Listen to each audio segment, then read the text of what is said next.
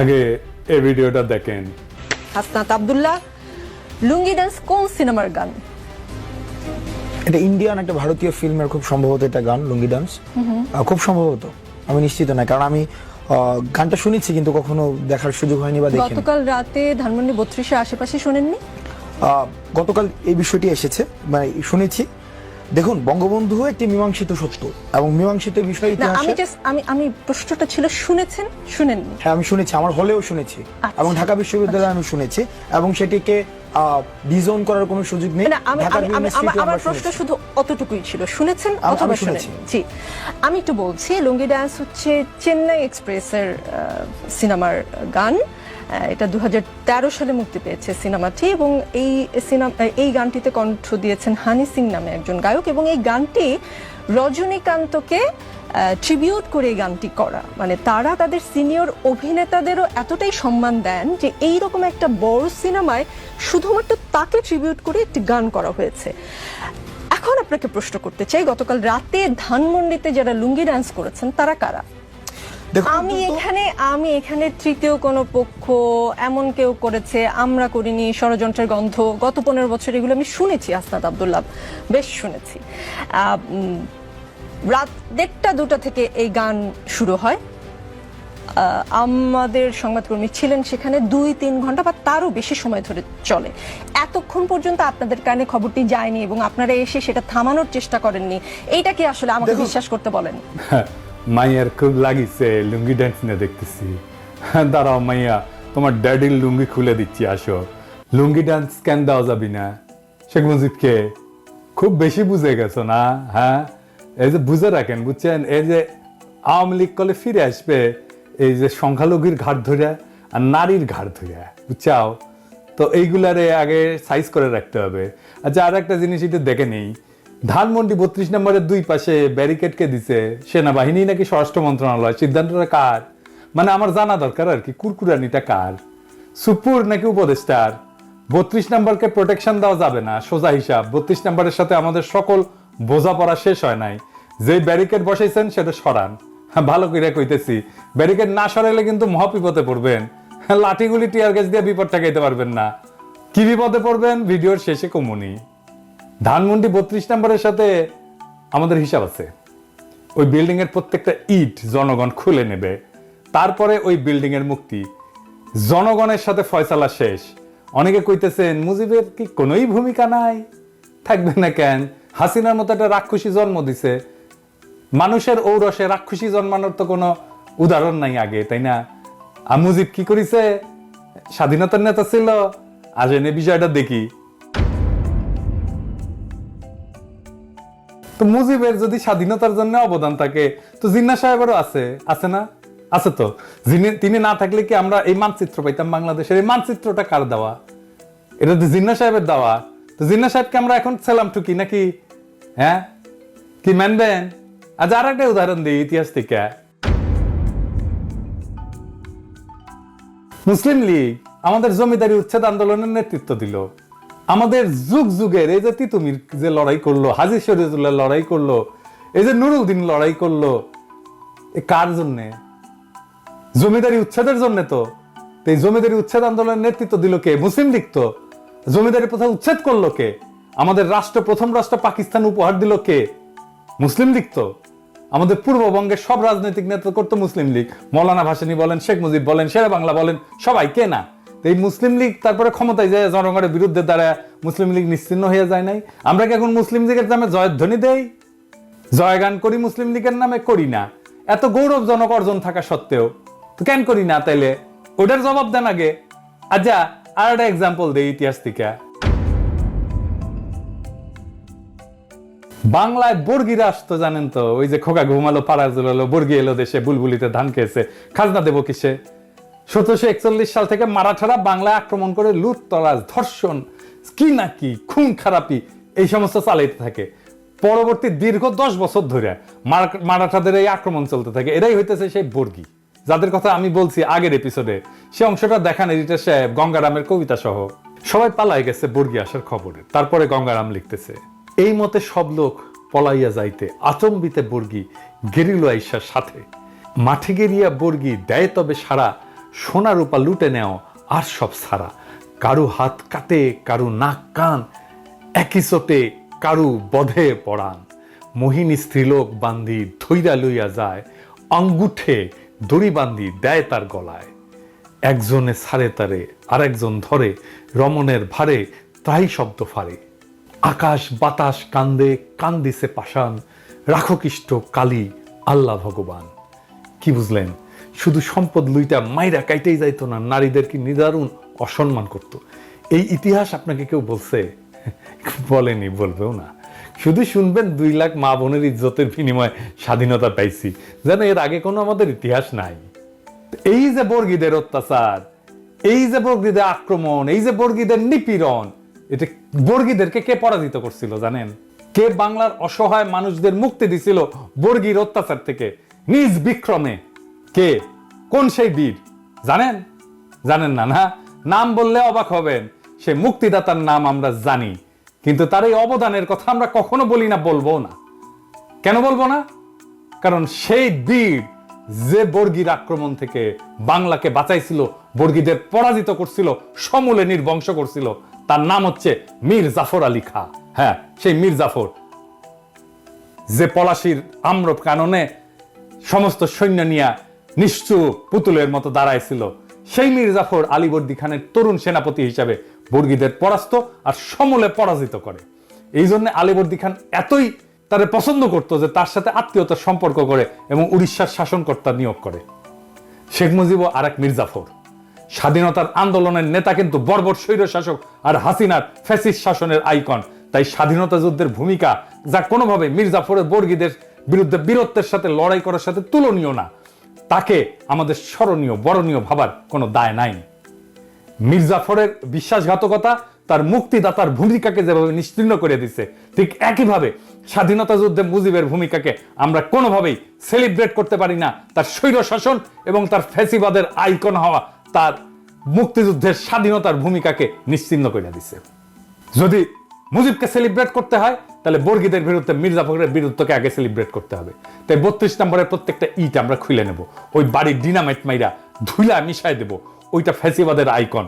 ওই ব্যারিকেড রাখছে না, ওই ব্যারিকেডের উপরে মুদবেন লাইন ধরে স্যাট স্যাট করে, আর প্লাস্টিকের প্যাকেটে করে কাঁচা গু নিয়ে যায় ওর মধ্যে ছুঁড়ে মারবেন। মানুষের গু হোক, কুকুরের গু হোক, বিড়ালের গু হোক, যাই হোক, ভিতরে ছুঁড়ে মারবেন। যতদিন ওই ব্যারিকেড রাখবে ততদিন ছুড়বেন, ততদিন মুদবেন ওইটার উপরে।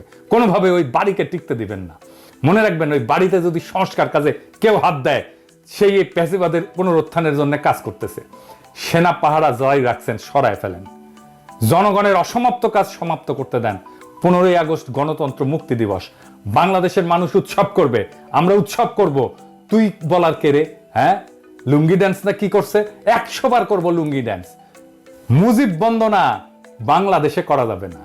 এই যে যারা কয় যে করলে ইতিহাসের বিরুদ্ধে হবে, ওদের বলবেন মীর জাফর আলী খাঁকে তাইলে আমাদের আগে সম্মান দিতে হবে। ওইটা ইতিহাস না? বর্গীর আক্রমণ ইতিহাস না? খালি পাকিস্তানের শোষণই ইতিহাস? পাকিস্তানের শোষণ তো বর্গীর আক্রমণের তুলনায় কিছুই ছিল না। মুজিবের আগে মীর জাফরের হিস্সা আছে বাংলার ইতিহাসে, তাহলে ওইটা নিশ্চিত করেন। তো মাইয়া সাবধান হইয়া যাও। এরপরে যদি বাড়াবাড়ি করো না, আজকে কিছু কইলাম না, আজকে খালি ওয়ার্নিং দিয়ে গেলাম, এরপরে যদি কিছু করো না, তোমরা গেলো ধর্ম এমকে করে ধর্ম টের পাবা। এবার আসেন একজন শহীদের আলাপ করি। 20 জুলাই ঢাকার সাভার বাস স্ট্যান্ডে গুলিতে নিহত হয় ক্ষুদ্র ব্যবসায়ী কুরমান শেখ। কুরমান শেখ ছিল শারীরিক প্রতিবন্ধী। সে প্রতিবন্ধী ভাতাও পেত। কালুখালীর রতনদিয়া রেল লাইনের পাশে জরাজীর্ণ টিনের ঘর ছাড়া তার কোনো সম্পদ নাই।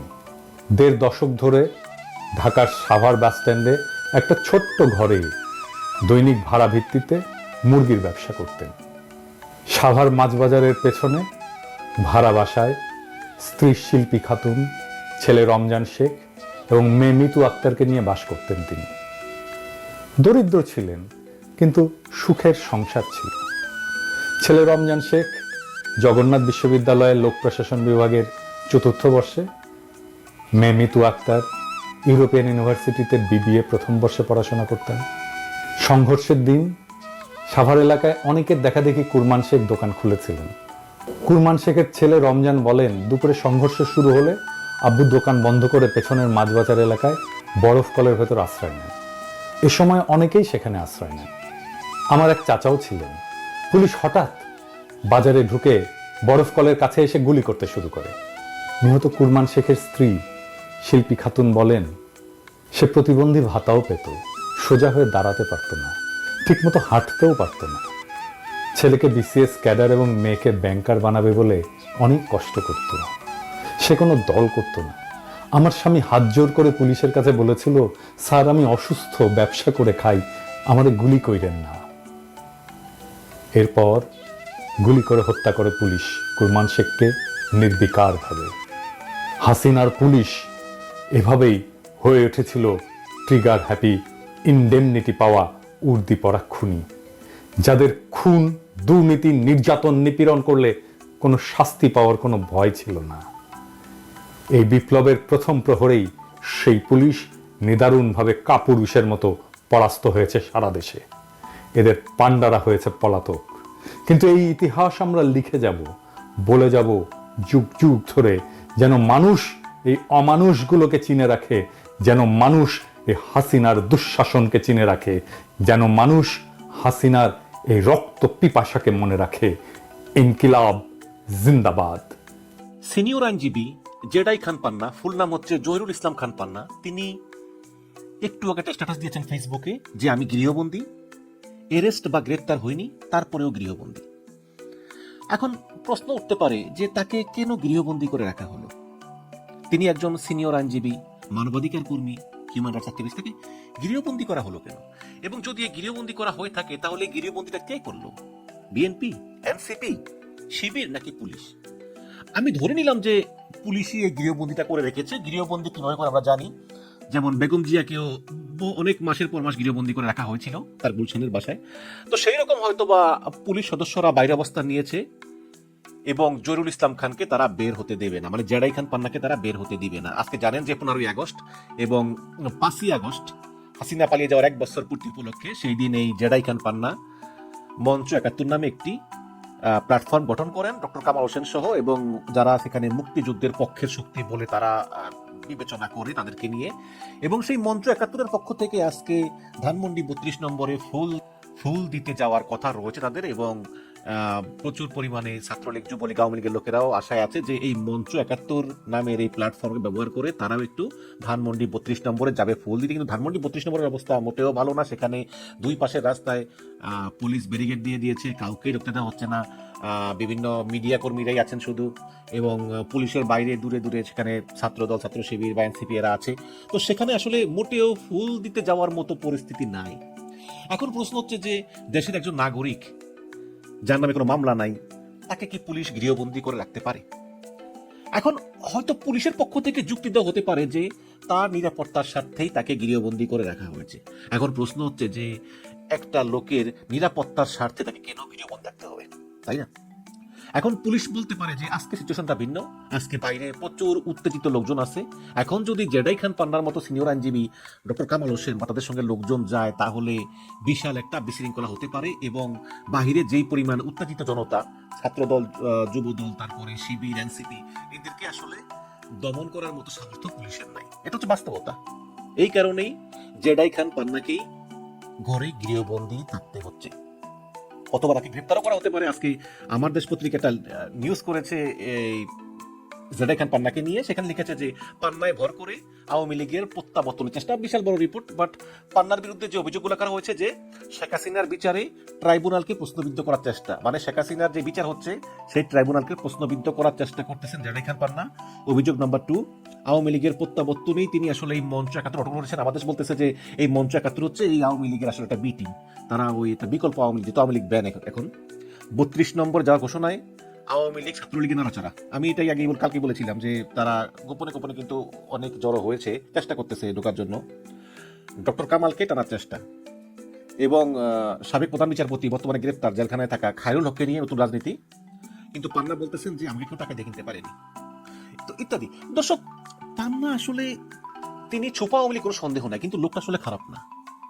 উনি শেখ হাসিনার বিরুদ্ধে কিন্তু অনেক কথা বলেছেন, এবং এই জুলাই আন্দোলনে কিন্তু উনি ছাত্রদের সঙ্গে ছিলেন।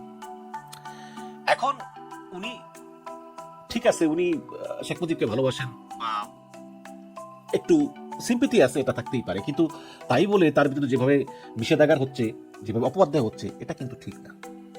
এবং এই যে আজকে ধানমন্ডি 32 নম্বরে ছাত্র দল, যুব দল, ছাত্র শিবির, এনসিপি বিভিন্ন লোকজন তারা এই ধানমন্ডি 32 নম্বর পাহারা দিচ্ছে, এই পাহারা দেওয়ার মহান দায়িত্ব তাদেরকে কে দিয়েছে বলেন তো আমাকে? ধানমন্ডি 32 নম্বরে যদি সরকার সিদ্ধান্ত নেয় কাউকে আসতে দেওয়া হবে না নিরাপত্তার স্বার্থে বা যে কোনো অজুহাতে, সেখানে পুলিশ থাকতে পারে, র্যাব থাকতে পারে, বিজিবি থাকতে পারে। এই জনতা, ছাত্র জনতা, সে যে নামেই হোক, ছাত্রদল হোক, যুবদল হোক, শিবির হোক বা বৈষম্য বিরোধীরাই হোক, তাদেরকে এই মহান দায়িত্ব কে দিয়েছে যে যেই আসবে তাকেই আটকাবে, তাকেই অপদস্থ করবে? দেখুন, শেখ হাসিনার আমলে আমরা এরকম বহু দেখেছি কিভাবে মানুষের উপর অন্যায় করা হয়, মানবাধিকার হরণ করা হয়। একটা মানুষের শোক জানানোর অধিকারকে আপনি কখনোই হরণ করতে পারেন না, সে ভালো হোক খারাপ হোক। আপনার চোখে শেখ মুজিব অনেক খারাপ লোক, ঠিক আছে, আপনি আপনার ধারণায় থাকেন, কিন্তু যেই লোকটার চোখে শেখ মুজিব ভালো লোক, তার মৃত্যুতে সে সমবেতী হতে চায়, তাকে শ্রদ্ধা জানাতে চায়, তার আত্মার শান্তি কামনা করতে চায়, একটা রাষ্ট্রের কোনো অধিকার নাই তাকে বাধা দেওয়া। সে কাজটাই করা হচ্ছে। এখন বিচ্ছিন্নভাবে কিছু অতি উৎসাহী জনতা আসতেই পারে, কিন্তু বিএনপি এবং জামাত তাদের তো একটা দল আছে, একটা কমান্ড আছে। সেই কমান্ড কি একবারও বলেছে যে তোমরা ধানমন্ডি 32 নম্বরে যাইও না? বললে তো তাদের নেতাকর্মীদের যাওয়ার কথা না। তার মানে বিএনপি এবং জামাত তারাও কিন্তু বলে নাই যে তোমরা যাইও না, তারা বরং উৎসাহ দিয়েছে যে তোমরা ধানমন্ডি 32 নম্বরে যাও, সেখানে গিয়ে সবাইকে আটকাও, কারণ ধানমন্ডি 32 নম্বর হচ্ছে ফ্যাসিবাদের আতুরঘর। হয়তো যুক্তি আছে, কারণ শেখ হাসিনার আমলে শেখ হাসিনা তার পিতা শেখ মুজিবকে এত ব্যবহার করেছে যে মানুষটা আজ থেকে 50 বছর আগে মারা গিয়েছে, সেই মানুষটার প্রতিও মানুষের এত ক্ষোভ। অথচ তিনি কিন্তু এই শেখ হাসিনার এই ফ্যাসিবাদের পার্ট নন। তো এখন দর্শক, আমার কথা হচ্ছে কি, যে ইতিহাস বারবার ফিরে আসে। গত 15 বছর শেখ হাসিনা যা করেছে তার করুণ পরিণতি শেখ হাসিনাকে ভোগ করতে হয়েছে। যে বাংলার ইতিহাসে এইরকম লজ্জাজনক পালিয়ে যাওয়া, বিদায় এইরকম আর কারো হয়নি। শেখ হাসিনা তো এখন ফোনে টোনে কথা বলে বিভিন্ন হুকি টুকি দেয়। আমি শেখ হাসিনা হলে আমি মুখে কাউকে দেখাতাম না, এই কণ্ঠে কাউকে শোনাতাম না, এত লজ্জা। সেই আওয়ামী লীগকে ইতিহাসের সেরা লজ্জা, সেরা শাস্তি মহান আল্লাহ পাকে দিয়েছেন এই পৃথিবীতেই। আল্লাহর বিচার বড় বিচার। এখন আমরাও যদি সেরকম করি, তাহলে কিন্তু আবার ঘুরে ফিরে সেই ইতিহাস আমাদের বিরুদ্ধেই যাবে। সুতরাং আমি আহ্বান জানাই যে এই জেডাই খান, পান্না, কামাল হোসেন, এই মঞ্চ 71 তারা যাবে, ফুল দিয়ে শ্রদ্ধা জানাবে, কিছুক্ষণ থাকবে, তারপর চলে যাবে। আর যদি পুলিশ মনে করে যে তাদের এতে নিরাপত্তা বিঘ্নিত হতে পারে, পুলিশ সেখানে বিকল্প অল্টারনেটিভ ব্যবস্থা করতে পারে বা কথা বলতে পারে। কিন্তু একজন সিনিয়র আইনজীবী, একজন মানবাধিকার এভাবে ঝাড়ু মিছিল বের হবে ইশরাক সাহেবের বিরুদ্ধে, এটা আমি আশা করি নাই। উনি ভুলটা কি করলেন? আমার মনে হয় ওনার রাজনীতিতে ভুল আছে। আদি রাজনীতি এখন চলবে না, তো যুগ বদলে গেছে। আপনাদেরকে লড়তে হবে কার সঙ্গে জানেন? যে মানুষগুলা শেখ হাসিনার সাথে লড়ছে, যে মানুষগুলা বাংলাদেশের প্রশাসনের সাথে লড়ছে, যে মানুষগুলা ভারতের রর সাথে লড়ছে, সেই মানুষগুলাকে হারাইতে হইলে দি ব্রেন রাখতে হবে। এই ব্রেন দিয়া খেলতে পারবেন না, খেলার মাঠে হাইরা যাবেন। আসসালামু আলাইকুম। রাত 4টা, একদম ভোর রাত 4:10। সিসি ক্যামেরার ফুটেজে দেখা যাচ্ছে আসিফ মাহমুদ বাইকের পিছনে বসে যাচ্ছে। কোথায়? গুলশানের একটি 5তলা হোটেলের নিচে। ওইখানে জানে আলম অপুর সঙ্গে কথা বললো 1 কোটি টাকার চাঁদার ব্যাপারে। ওই যে শাম্মী আক্তার নামে একজন আওয়ামী লীগের নেত্রী ছিল, যে তাকে ধরার ব্যাপারে। এই কথাগুলা কে বলছে? জানে আলম। কবে বলল? উনি অ্যারেস্ট হওয়ার 12 দিন কি 13 দিন পরে আইসা একটা 32 থেকে 33 মিনিটের বা আরো বেশি হবে একটা বয়ান দিছে, ভিডিও বার্তা। সে ভিডিও বার্তাতে যেটা বলার চেষ্টা করছে যে আমাকে এই চাঁদার পিছনে উৎসাহিত করছে আসিফ মাহমুদ, সজীব ভুঁইয়া, একই ব্যক্তি, দুজন না কিন্তু, আসিফ মাহমুদ, সজীব ভুঁইয়া আর নাহিদ ইসলাম। এই দুইজনের মধ্যে একজন ওই যে ভোর রাত্রে একটা সিসিটিভির ফুটেজ দেখাইছে না, রাস্তার একটা বাইক যাইতাছে আর ওইটাকে অ্যারো মার্ক করে রাখছে, একটা লাল অ্যারো মার্ক দেখাচ্ছে, যাইতেছে। বাইকটা কে যাইতেছে? ওটা তো পাবলিক যাইতেছে।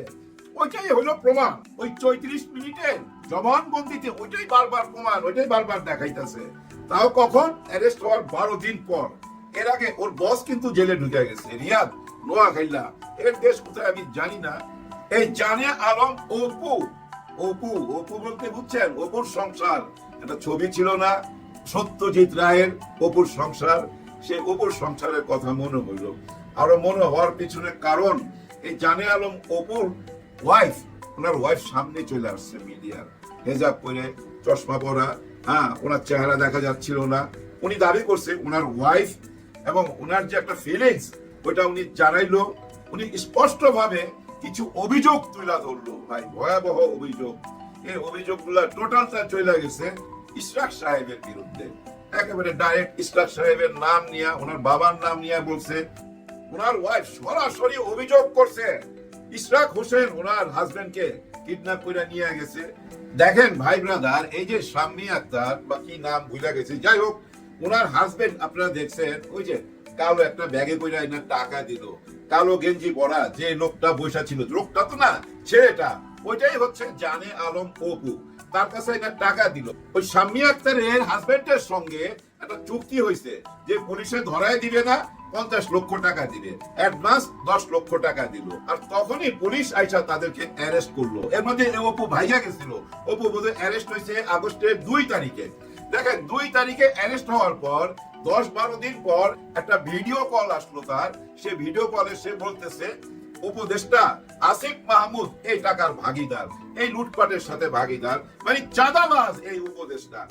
এরপরে আমাদের মিডিয়া থেকে আরম্ভ কইরা বুদ্ধিজীবীরা ঝাঁপায়া পড়লো, আয় হায় আসিফ মাহমুদ এখনো কিভাবে ওই চেয়ারে থাকে, তাকে টেনে নামাইতে হবে, তাকে কেন ইউনূস সরকার এখনই বহিষ্কার করতেছে না? তার তো প্রমাণই দিয়ে দিল। প্রমাণ বলতে ভাই ওই যে একটা বাইক যাইতেছে, সিসি ক্যামেরার ফুটেজ, বুঝছেন? আসিফ মাহমুদ সবুজ ভুঁইয়াকে সাংবাদিক জিজ্ঞেস করছে আজকে যে ওই যে আপনার নামে যেমন একটা অভিযোগ আসলো, এটা নিয়ে কি বলতে চান? বলে দেখেন এটা আইনের কাছে তদন্তের ব্যাপার, এটা নিয়ে আমার তেমন কিছু বলার নাই, তবুও এইটুকু বলতে পারি যেহেতু এটার সাথে আমি জড়িত, ওই বাইকে আমি ছিলাম না, ওরকম কোন ঘটনার সাথে আমি জড়িত না। এটা বলার পর এটা ভাইয়া মানলো না যে জুলাই গণ অভ্যুত্থানের পরে গুম কালচার আবার চালু হয়েছে। চিন্তা করেন, গুম কালচার, আয়না ঘর কালচার আবার চালু হয়েছে। ইঙ্গিত দিছে কোনটা জানেন? অপুর ওয়াইফ, হ্যাঁ অপুর ওয়াইফ কিন্তু নিজে অভিযোগটা করছে যে আমার হাজবেন্ড যে 32 মিনিট 35 মিনিট ভাষণ দিছে, ওই যে অডিও কল ভিডিও কল যেটা দিছে আর কি, ওইটা পার্ট বাই পার্ট নেওয়া হয়েছে। হ্যাঁ বোঝা যায় ভাই, একটা সাদা দেওয়ালের এগেনস্টে বসায়া তার থেকে এই কথাগুলো আদায় করছে। ওইটা ছিল ভাই চিত্রনাট্য লেখা, কি কি বলতে হবে লেখা ছিল। অপু নিজেই তার ওয়াইফের কাছে বলছে, আর ওয়াইফ এটা বিচার নিয়ে সামনে আসছে। দেখেন উনি বলছে যে আমি বিচার পাচ্ছিলাম না, কারণ আমার হাজবেন্ড যেটুক অপরাধ করছে ওইটুক অপরাধের জন্য এনসিপি থেকে কোনো রকমই সহযোগিতা করে নাই, বরঞ্চ ওনাদেরকে বহিষ্কার তো করছে এবং আইনের হাতেও তুইলা দিছে। কিন্তু আমার হাজবেন্ডকে আইনের হাতে তুইলা দিছে, ডাইরেক্ট ইশরাক সাহেবের নাম বলছে এবং উনি নিয়ে ওনার হাজবেন্ডকে কি জানি বলাতে চাইছে এবং সরাসরি বলছে ইশরাক সাহেবের লোকজন আমার হাজবেন্ডকে তুলে নিয়ে গেছে এবং বহু ঘন্টা গোপন ঘরে রাখছে, ওইখানে জুলুম হয়েছে, অত্যাচার হয়েছে, পরে পুলিশের হাতে তুইলা দিছে, এই ধরনের অভিযোগ করছে। আমার কথা ভাই, পুলিশের হাতে তুইলা দিছে, এটা তো বিরাট বড় প্রশ্ন, বড় খারাপ কথা না ভাই? কত বড় খারাপ কথা, মানে আগের রকম রয়ে গেল পুলিশ? না, আমি এই ব্যাপারটা এইভাবে দেখতে চাই না। আমি অলওয়েজ একটা নেগেটিভের ভিতরে না পজিটিভ কিছু খোঁজার চেষ্টা করি।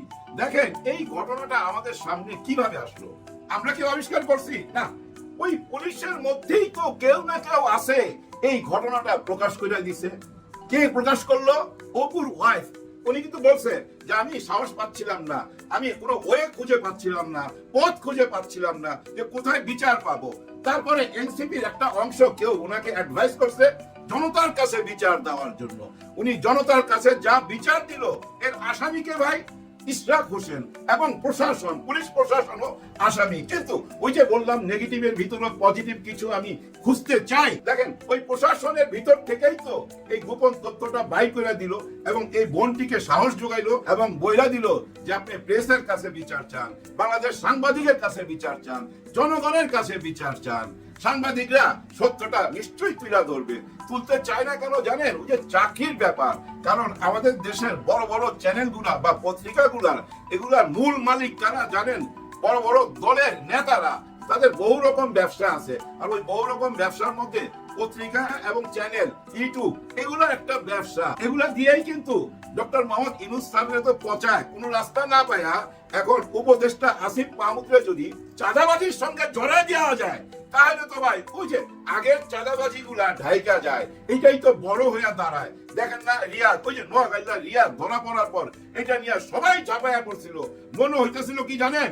100টা রেপের আসামি, হ্যাঁ ওই যে 100টা রেপের আসামি, তাকে নিয়ে এর 100 ভাগের 1 ভাগও আলোচনা হয় নাই। রিয়াদের এই চাঁদাবাজি নিয়ে যেটা আলোচনা হয়েছে, রিয়াদ অপরাধ করছে, দল থেকে শুধু বহিষ্কার না ভাই, আইনের হাতে তুলে দিছে।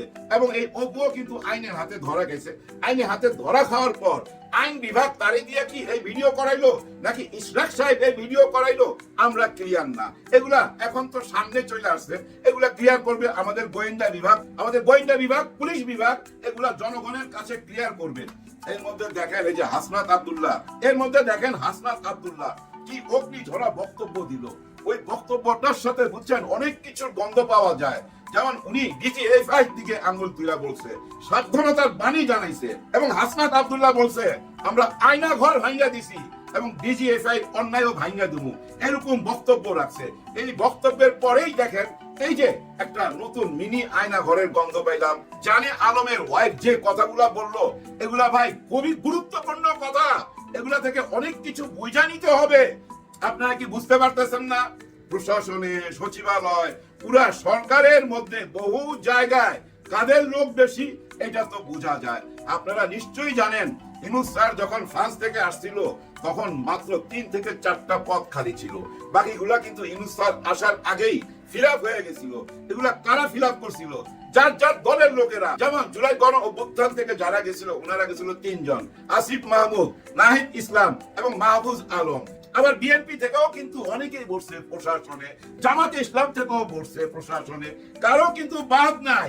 ইউনূস স্যার আসার পর 2 থেকে 3টা পদ ওনার পছন্দের মানুষ বসছে, কারণ ওনার তো কাজটা করতে হবে। যাই হোক, ওনাকে তো আমরা কাজ করতেই দেই নাই। ওনার কাছে আমরা নির্বাচন চাইছি, নির্বাচন দিয়ে দিছে, কিন্তু এখন কি আমরা নির্বাচনটা করতে পারতেছি? পারতেছি না। নির্বাচন করার কি উপায় জানেন? উপায় হলো ভালোবাসার হাত বাড়ায় দেওয়া। এইসব এই যে নোংরামি চলবে না। এই যে একটা ঘটনা, আসিফ মাহমুদ সবুজ ভুঁইয়াকে একজন চাঁদাবাজ বানাইবার জন্য যে ষড়যন্ত্রটা হয়েছে, আদৌ হয়েছে কিনা আমি জানি না, কিন্তু যে অভিযোগটা ওনার ওয়াইফ করছে এটা তো তদন্ত হইতে হবে, আর তদন্তের সত্যটাই বাইরে আসবে। ওনার ওয়াইফের কথাগুলো আমি মনোযোগ দিয়ে শুনছি, একবার না 2বার। আমি জানি উনি অনেক মিথ্যা কথা বলছে নিজের হাজবেন্ডকে লুকাইবার জন্য, এবং হাজবেন্ডকে খুবই ভালোবাসে, যার জন্য মাঝে মাঝে বইলা ফেলতেছিল ছেলেটা ছেলেটা, বলছে না ভাই ছেলেটা, এবং মাঝে মাঝে অপু নামটাও নিতেছিল, হয়তো ভালোবাসার বিয়ে। দেখেন বলছে যে আমরা নিরহ, আমাদেরকে সহযোগিতা করেন। অপুর বাবা মারা গেছে বহু আগে, অপুর মা আবার বিয়ে করে ফেলছে।